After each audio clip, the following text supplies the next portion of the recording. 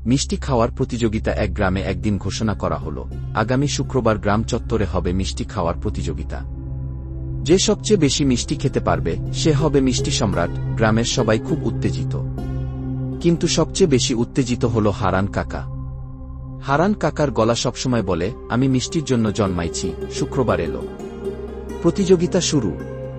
সামনে বড় বড় হাড়ি ভর্তি রসগোল্লা।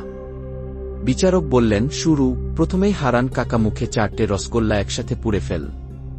পাশের ভোলা দেখল আর মুচকি হেসে বলল, কাকা, গিলে ফেলতে পারছেন তো?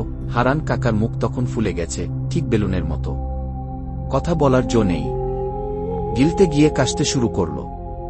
সবাই দৌড়ে পানি এনে দিল। এর মধ্যে পাশের মন্টু 1-0টা মিষ্টি খেয়ে উঠে দাঁড়িয়ে বলল, আমি জিতেছি।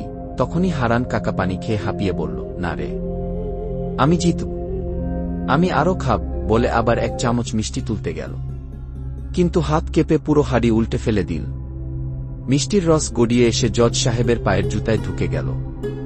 জজ সাহেব লাফিয়ে উঠে বললেন, আরে, আমার জুতায় রসগোল্লা! পুরো মাঠ হাসিতে ফেটে পড়ল।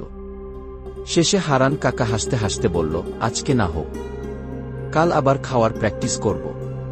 শেষ। আপনারা কেমন হাসলেন? আর কোনো মজার গল্প চাইলে বলবেন।